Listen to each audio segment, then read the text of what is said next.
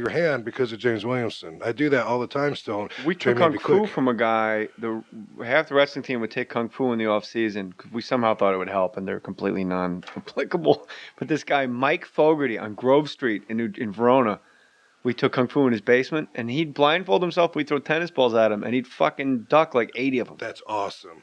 And we were like 15 going, what the? Yeah. And he gave us the speed. And he was like a regular white dude. Did he tell you that it's about being in sync with the energies of the universe? It's the only energy was the tennis ball because Because you are the tennis ball. He evacuated energy so that anything moving in the room was an interloper. That's awesome. Like if you throw a punch at me, I know it's coming before you throw it because I am nothing. I'm just... and that's what I dug about. All we are is a big pool of energy. All we all is all we are. Yeah, we're a big pool of energy. You look under a microscope, you can see that. And what we have in between us, scientists call the God particle, but on a spiritual level, it's just divine energy. Space between us is not empty. We're all connected to it, exactly. Yeah. And we're not really that much solid matter so much as energy vibrating a certain speed that holds us together, giving that impression. And sometimes you can tap into that. Distance isn't an issue, and a lot of times time isn't either, and I can be connected to something on the other side of the planet. I keep a journal of synchronicities because I'm so much into this. I get goosebumps when I talk about it because like I could be thinking of my Japanese friend that I haven't talked to in months, and then boom, my phone rings and that's him. Yeah. But it goes way past that to shit that are just incredible and unexplainable. And to people, and I'm not making a joke, for anyone out there that doesn't know what it's like to do acid, I'm not making a joke. Okay. What Rob just said about frequencies and God particle and the space between us not being empty and the different vibrations is exactly what it's like when you have a good acid trip. That shit makes perfect sense, and it's real. It's not some bullshit ecstasy like, everyone's fucking beautiful. No, you're rubbing a fucking fat cow at Coachella. She sucks, and it's not beautiful. She's disgusting, and look at her teeth. Like, but when you're on acid and you're stroking it, and it's working for real, like when you're hitting the ball and you're right on it, like a real acid trip is exactly that. Because you can't explain it to somebody. No, but what I've heard, that DMT shit, which I haven't tried, I think that's what it's called, that Joe Rogan puts over, that shit supposedly makes you see everything. Like you see... He said you can see like the actual numbers of the math of the world in like a 4-minute span. But like what you said about the vibrations and everything being connected, there are moments. And then I would... You've done acid? Yeah, I never had like a real good experience with it, but I've done a few times. But so then you actually tapped into that other level. We had Sam Sheridan in here, and he wrote a book called A Fighter's Heart, and he meditated so long he ran out of memories. Wow. He was in with the monks.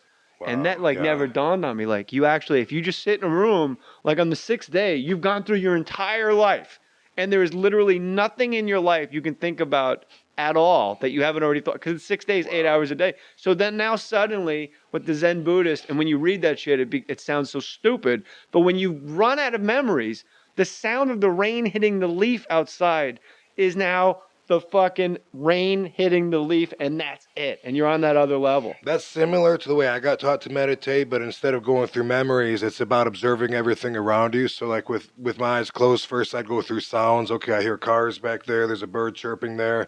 People walking, kids talking. You go external first. I feel the sun hitting this side of me. It's colder here, sweat's dripping down here, shade. I feel my pants, hitting like my knees, grass on my legs, whatever. Then you go internal, and you feel, your air going into your lungs, your heartbeat, shit like that. Then you go back out, back in, until you've covered everything, and you feel like you're connected so much that nobody could get within 100 feet of you without you feeling them. And after that, you get the same effect. Now, everything's so real in you. And then the goal is to actually try to think about nothing. Fuck that song that keeps popping up in your head. You have to get that out, or you haven't achieved the peace that you're trying to get. And that's not easy. It can take an hour just to fucking get there. The more you practice, the less time it takes, just like anything. And I never have done it. Like, I've tried it a couple times in my life. But every time I'm laying in bed at night, I go, I'll just do it like now. Right, yeah. I'll just do it till I fall asleep. Right. So and are you watching Boardwalk Empire? I have a TV, but I haven't started it yet. Because I got it. My wife and I will do everything like in 2 days. Like I love it because it's based on some actual mob history. They take a lot of liberties, but Martin Scorsese did Goodfellas and Casino, which I watch every time they're on, and those are both based on real stories, which I love. When it comes to like Godfather, which is a classic, but it's fictional, and so it really skews the whole fucking history. Jimmy loves to steal. For that reason, Jimmy man, loved to steal. I like the real shit. I love Ray Liotta's voiceover. Yeah. Jimmy loved to steal. So you think the mob killed Kennedy? Kennedy assassination? Man, you know what? Yeah. I It's don't in know. your bio, Yeah. No, is it really? Yeah. I mean, I don't know for sure. Obviously, You're a big fan of mafia man, documentaries. You dig the mob. I do. Fascinated by it. I don't know why, but I know why. It's the brotherhood. It's what you're trying to accomplish when you're going from town to town in this traveling circus you're a part of. no, believe it or not, I'm Let really me finish. not, It's not that. but Is what okay. I'm saying. Yeah, like I said, I travel by myself, and I'm not as connected to What all two the wrestlers are the most unlikely guys that travel together all the time? Can you think of two where you're like, I these don't even guys know, fucking dude. spend a lot of time together?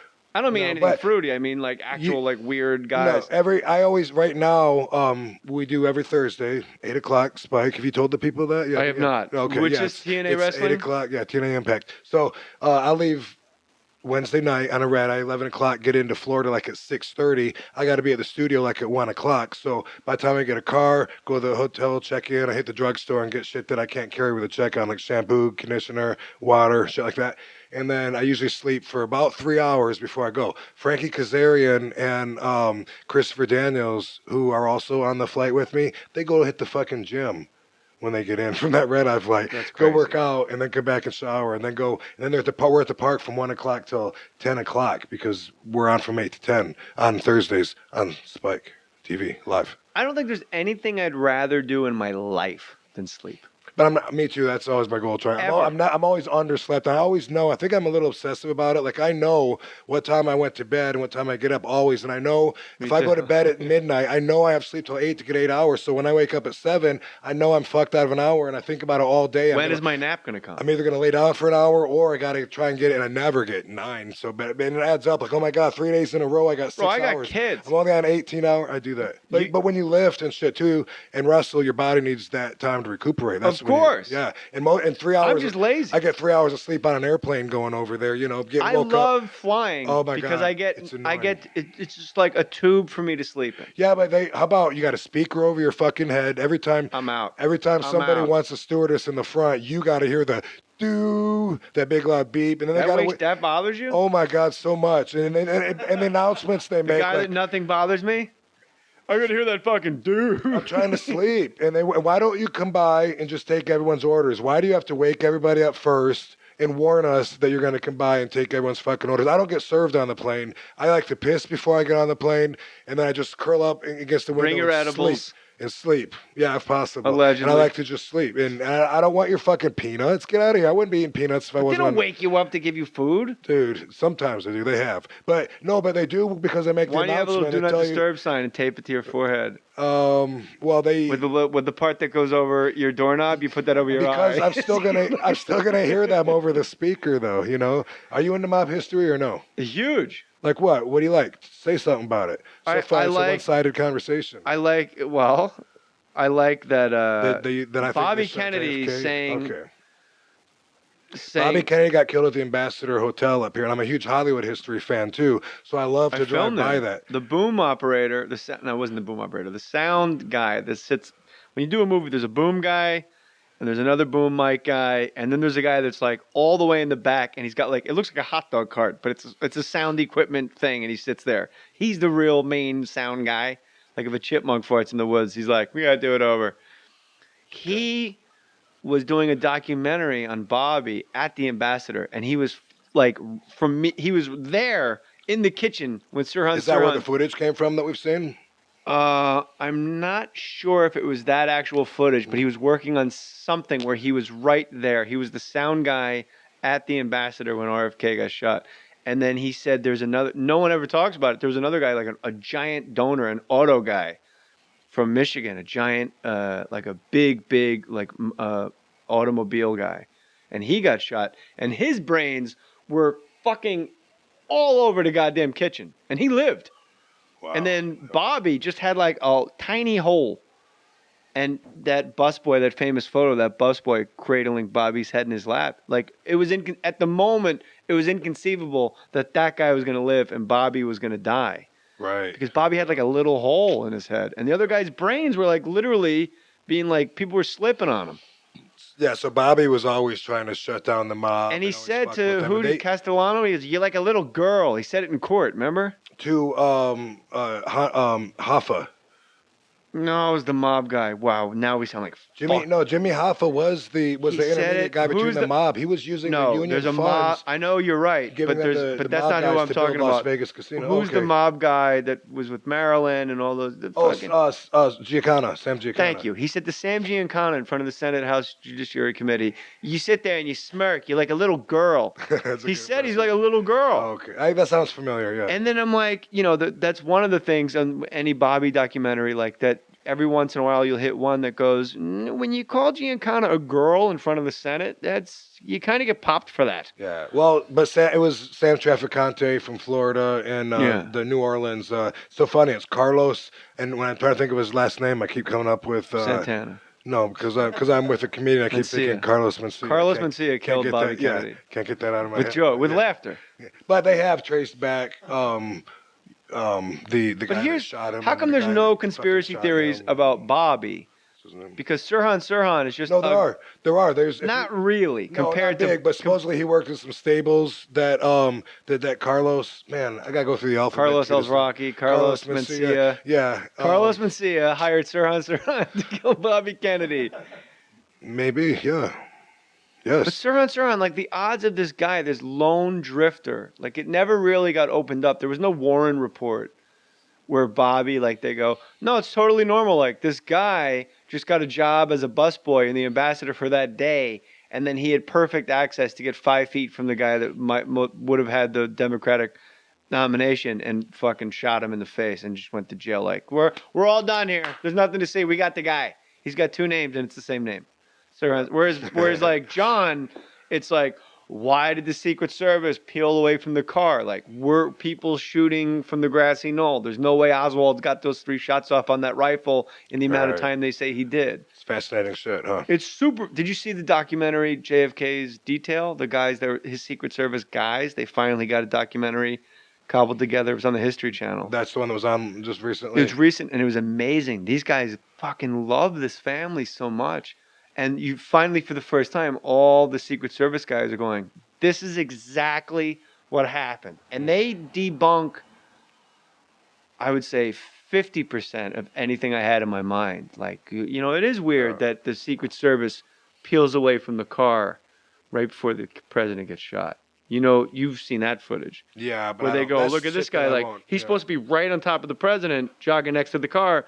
Now, right before the president gets shot, he kind of like leaves. Like they're about to get on the fucking highway. And the guy says, like, I've heard this theory, but I got to tell you, like, the car is about to go 80 miles an hour. I can't run 80 miles an hour. Right. I have to get in the car behind it to follow him. That's why I peeled out. Oh. And but those guys, like those detail guys, they're like, no, there was nothing coming from the grassy knoll. But what's great is there is like evidence, of like Luciano working with the government.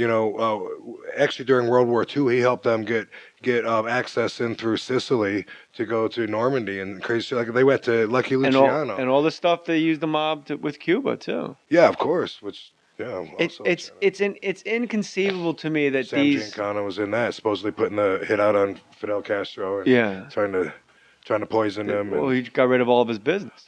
Yes. There's no casinos with Castro. Right. They got. But it's inconceivable to me that watching that documentary, that all of these Secret Service, JFK Secret Service guys, they're all like, hey man, I was there. Nothing came from the grassy knoll. It's like, that's a long line of bullshit to go on for 50 fucking years. If there was nothing from the grassy knoll and no one was behind that fence, and everyone that saw anybody behind that fence has since been killed or never heard from or buried in the goddamn woods. I don't know. It's the most bizarre. Like Abraham Lincoln, we got it. Right. Like it's John Wilkes Booth. He hated it. He was pro-slavery. Like I just read Killing Lincoln by Bill O'Reilly. It's a very good book. You know what? Go to Amazon. Go to jmoore.com. There you go. Go to jmoore.com and hit that Amazon banner and get Bill O'Reilly's book, Killing Lincoln. It's incredible. But the JFK one. I'm blanking on the dude's name. Carlos Mencia. Yeah. Which dude?